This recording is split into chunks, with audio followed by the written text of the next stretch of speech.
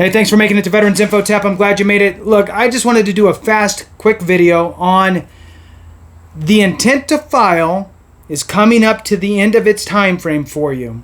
Okay? You are at 11 months. And you don't have all of the documentation you need for the 5 conditions that you want to file.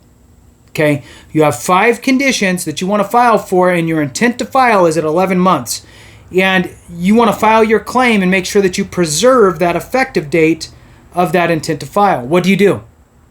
Okay, let's pretend that you're not going to be able to get it done by the 12 months, right?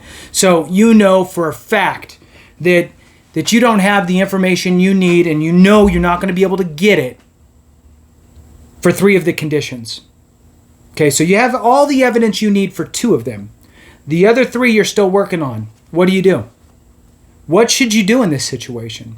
Well, I'm going to tell you, and you might be surprised, and you might not. I'd like to hear it in the comments. So please hit the thumbs up, subscribe, share with a friend, all that good stuff. If you're not a member, consider joining. It helps the channel. It helps me find you in the comments. All right, here we go. What do?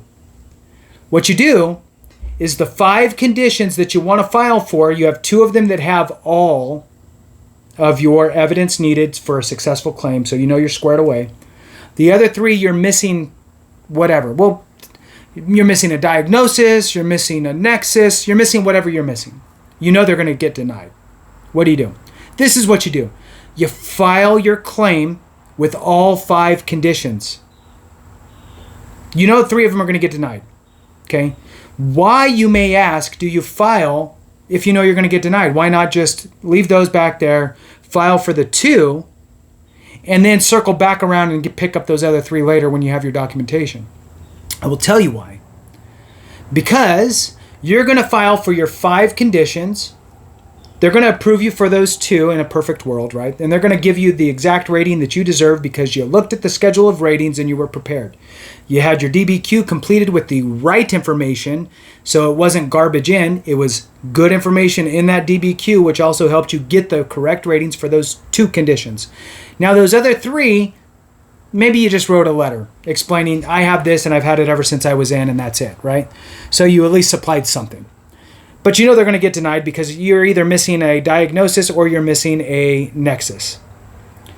Now what's going to happen is the VA is going to come back to you, and they are going to give you your decision letter, and it's going to say, hey, look, we're granting you for this one at this rating, we're granting you at this one at this rating, and these other 3 we're denying you. They're not service connected. Okay. Great. Because guess what you could do now? Now you have how much time passed for that, first of all. Okay, so you filed your claim. Now you've had 8 months pass.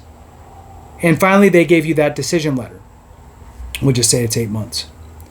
So now that 8 months has passed, you may have now, in that 8-month period, been able to go get your diagnosis, get your nexus, that type of stuff. Maybe you did. I mean, that seems like enough time. But let's pretend that you didn't. Still. And now you got that letter. Now you have 1 year to appeal that decision as you got 3 choices. But the one you want to go with here is the supplemental claim and supply additional evidence with it for those 3 conditions. So now you have another year. So you had 8 months during the processing time plus another year to file your supplemental claim. So you're going to work with your doctor, you're going to get your nexus, you're going to get your Nexus Letter, you're going to get your buddy statements, you're going to get your diagnosis, whatever you need to get to evidence you need for those other 3 conditions. Now you're going to file that supplemental claim with the additional evidence that I just mentioned. And ideally, right, you did your homework, you read the schedule of ratings, you took care of everything, you crossed all your T's, dotted your I's, you know exactly what you're going to be rated for, you got everything as far as your evidence, your DBQ with the information pulled directly from the schedule of ratings so that it can't be disputed, and now you're ready to rock.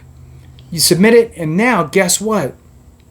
They're going to approve you because now you've actually proven everything, right? In the ideal world, they're not going to approve you for something you shouldn't be approved for if you're supplying everything, right? So let's just say that you're supplying everything you need for a service connectable condition, right? So they approve you. Now what's going to happen is they're actually going to back pay you all the way back to that intent to file date that you may not have filed your original 5 claims in that time frame, right? So that's why it's important to still file them even if you're not ready. Very important. So they will back pay you the however long it takes, right? So let's say for this example, you had those 3 conditions, right?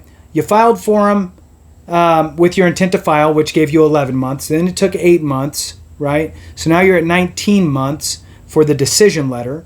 Then let's say that it took another 12 months, right? So now you're at whatever. God, I'm losing count now. 23 months or something. 23, 24, 20, whatever. You get it.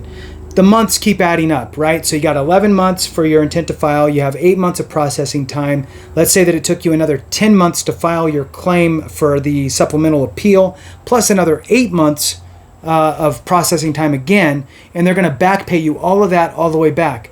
That's how important it is that you file for those conditions, whether you're ready or not, within the window of opportunity with that intent to file. I hope that made sense. I really do. File for the conditions that you know you're going to be filing for, whether you have the evidence or not, to preserve that intent to file date. Then when the VA denies it, you're going to turn around and appeal it as a supplemental claim with additional evidence of that. They will then rule in your favor and then back pay you all the way back to that original intent to file date. With that, thanks so much for watching. I appreciate you. Have a great one. And remember, if we don't take care of each other, something went wrong.